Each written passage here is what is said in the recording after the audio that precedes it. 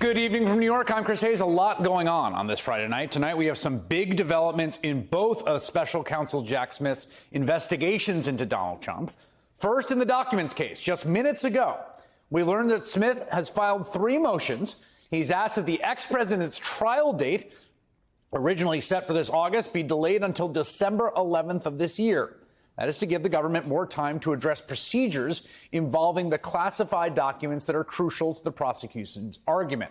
Smith also requested a pre-trial conference regarding those classified documents and submitted a sealed list of witnesses that Donald Trump and his co-defendant, Walt Nauta, are not allowed to speak to personally per the terms of their release before trial. We're also looking at a major development in Jack Smith's other case related to January 6th. Specifically, the so-called fake electors scheme, which was one of many attempts by Trump and his allies to overturn the results of the 2020 election.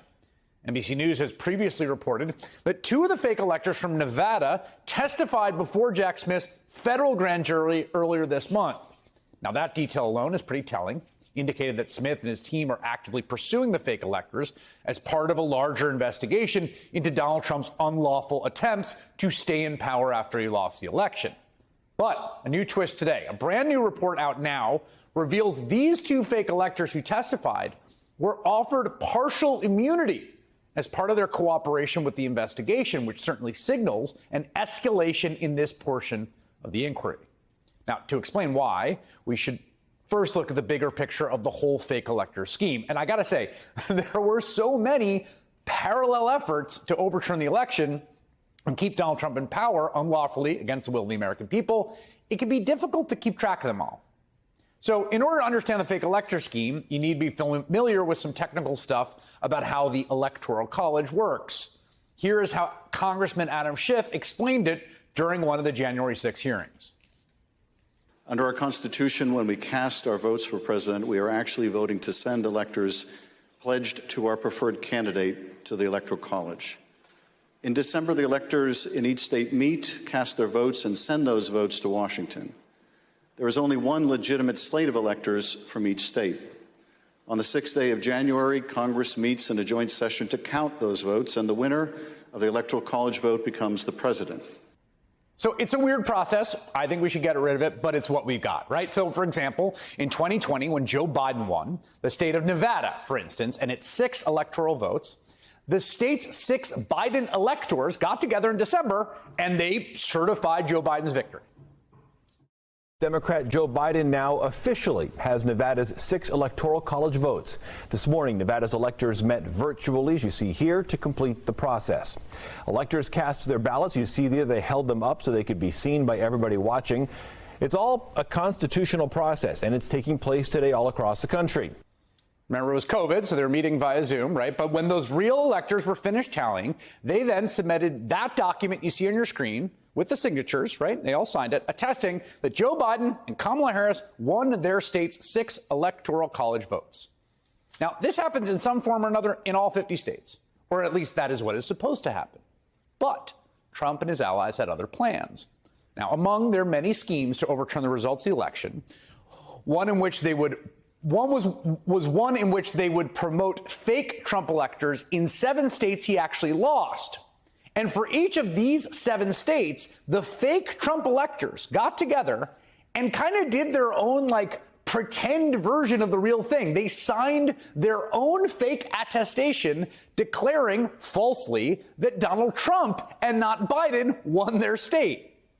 The plan was to then submit these fake electors to Mike Pence on January 6th, where he had a few different options, right? He could either accept the fake Trump electors instead of the real ones and just declare Trump the winner, or he could say, oh, well, there's a conflict here. Really, who's to say? And set aside both the real and the fake electors in those 7 states and then declare Trump the winner. The official Nevada GOP account actually tweeted out a picture of their state's fake electors ceremony. Here is the fake document they put together. I mean, it's a real document, but it's fake in what it says. Received by the U.S. National Archives. They actually mailed it to the archives. In that document, they attest that they, and not those folks you saw on the Zoom call a moment ago, are the real electors for the state of Nevada, and that they are submitting their 6 electoral votes for Trump, not Biden. Was that true? It was not. So it should be obvious to anyone paying attention, this scheme was, at the very best, legally dubious.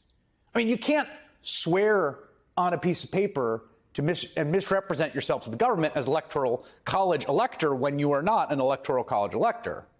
And it seems like some of the fake electors actually knew that, too. Listen to this. 2 slates of fake electors, the ones from Pennsylvania and New Mexico, they were actually smart enough to hedge their bets. Both groups added caveats to their fake documents, attesting they are only going to represent themselves as Trump electors if the results of the election were overturned in their respective states.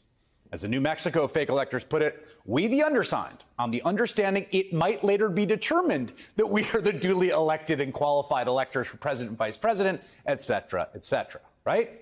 See what they did there? They're like, this seems dodgy, but like, if, it turns out, then use us, but not, if not. The other 5 fake slates of electors, including Nevada, did not do that, however. They just said, we're the real deal. And it's not just the fake electors who likely knew what they were doing was wrong. This was very much a top-down effort, which brings us to this truly amazing email exchange between an attorney helping the fake electors in Arizona and Trump advisor Boris Epshteyn in December 2020. The lawyer for the fake electors writes, and I quote him here, "We would just be sending in fake electoral votes to Pence so that someone in Congress can make an objection when they start counting votes and start arguing that the fake votes should be counted." And then he catches himself and sends a follow-up email saying the following. Alternative votes, it's probably a better term than fake votes, adding a smiley face emoji. Nice save, bro. It's not just Trump allies who are pulling the strings here, and this is really crucial. There is evidence that Trump himself was in on the fake elector scheme. That brings us back to today's news. One of the fake electors who has apparently received immunity is this guy. He's the Nevada party chair, Michael McDonald. We saw him outside the courthouse in D.C., actually on the day that Trump was being arraigned in Miami. And he's already had his phone seized by the feds a year ago. He's also turned over his text messages to the January 6th committee, texts which reveal that McDonald says he was in direct contact with Donald Trump himself when plotting the fake elector scam. No cutouts, no intermediaries. Quote, "We are on it. I have been on the phone this morning with the president, Eric Trump, Mark Meadows, and Mayor Giuliani. There is a major plan."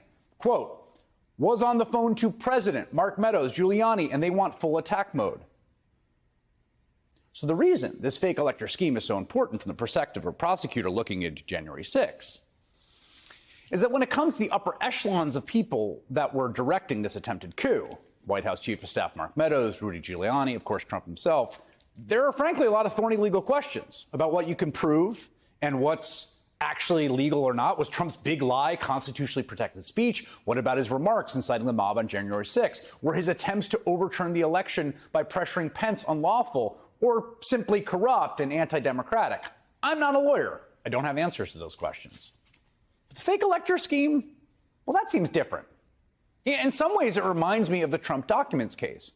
I mean, we know Trump had the documents. We know Trump shouldn't have had the documents. We know Trump didn't give the documents back when asked, and he was caught red-handed when the FBI searched him. The fake elector scheme, from the perspective of a prosecutor, is similar in that there's a lot of just indisputable evidence. These electors fraudulently signed documents claiming they were the legitimate slate from their state when they were not.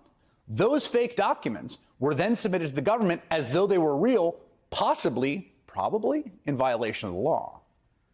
What's more, there is evidence that Trump's inner circle was warned the plan could be unlawful. And so, to be clear, did you hear the White House counsel's office say that this plan to have alternate electors meet and cast votes for Donald Trump in states that he had lost was not legally sound? Yes, sir. And who was present for that meeting that you remember?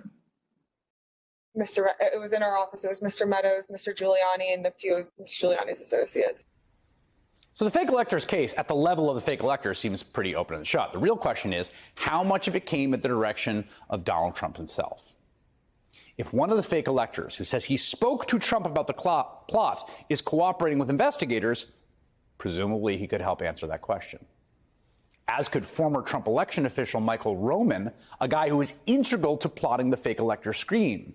The New York Times is now reporting He may speak with investigators as well, which could bring us one step closer to some actual consequences for the man most responsible for January 6th.